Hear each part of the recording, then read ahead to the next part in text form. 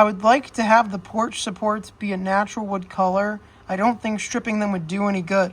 Would there be an issue if I just bought boards and framed them in a box around them to get the look I want?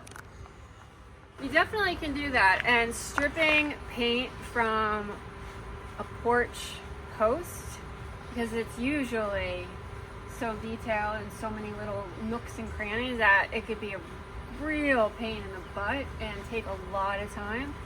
So yeah, you can't box them out, but there's a lot that you need to know about getting them so they're tight and they look like a massive wood instead of pieces cobbled together. So, assuming a DIY level of skill, I would actually say no. No? I would say no because there's too much going on. You can do it. Well, you can butt join them. Then you're looking at the edges of wood grain through paint.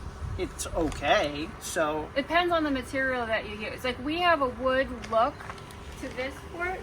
We boxed out the porch posts. And it's all filler all up in here, so why it looks like it has the measles. But you can see sort of how tight that is. And we're gonna sand it a little bit to make it even tighter.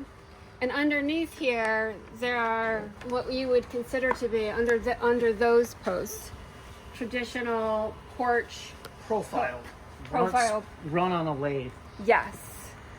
So we boxed them out, and this is Acre by Modern Mouse. So this is like a composite material, not actual wood, but it looks like wood. The reason I say no is not because you can't run a piece of wood on a table saw, but unless your table saw is cast iron and in a shop and you have a huge outfeed table, if you try to run a piece of pine through here, there's just going to be so much chatter and so many swirl marks, you're not going to be able to close the miter. So what he means by chatter is that it's not straight. It'll be like a little wavy on the edges.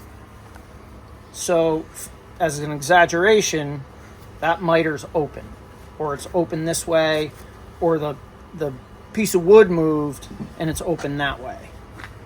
This miter, because the Acre offers so little resistance to the saw, we can sell the miter. We can close it. I couldn't get that with a piece of pine, and I've been using a table saw since 1992. Yeah, and if you're thinking you could just fill the miters with some wood filler and sand it, you're gonna be there like all day. Like and you can't. The texture changes. Like that's just a huge hurdle to try to get over. Like it's too much, I think. One other thing, and necessity was the mother of invention for this.